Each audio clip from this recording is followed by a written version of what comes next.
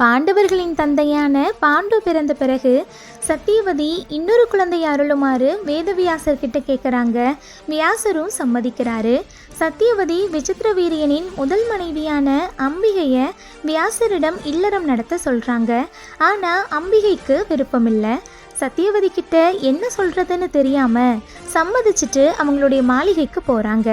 சத்தியவதி வியாசரை மனசில் நினைக்க வியாசர் சத்தியவதி முன்பு தோன்றுறாரு. வியாசர் அம்பிகையுடைய மாளிகைக்கு போகிறாரு.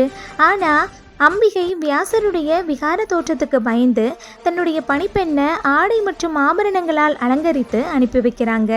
வியாசர் அம்பிகையுடைய அரண்மனைக்கு வந்ததும் அந்த பணிப்பெண் வியாசரை வணங்கி மரியாதையுடன் கவனிச்சுக்கிறாங்க. அதில் மன நிறைவான வியாசர் அந்த பணிப்பெண் கிட்ட, இனி நீ அடிமையாக இருக்க வேண்டியதில்லை அப்படின்னும், உனக்கு பிறக்க போகும் குழந்தை அறம் சார்ந்தவனாகவும் புத்திசாலியாகவும் இருப்பான், அவன் பெயர் விதுரன் அப்படின்னு சொல்கிறாரு. முன்னாடி மாதிரியே மறுநாள் தன்னோட தாய் சத்தியவதி கிட்ட அம்பிகையால் தான் ஏமாற்றப்பட்டதையும் அந்த பெண்ணுக்கு மகன் கொடுத்ததை பற்றியும் சொல்லி அந்த நொடியே அங்கிருந்து மறைஞ்சிடுறாரு. சில நாட்கள் கழித்து அரண்மனை பணிப்பெண் அஸ்தினாபுரத்தின் 3வது வாரிசான விதுரரை பெற்றெடுக்கிறாங்க.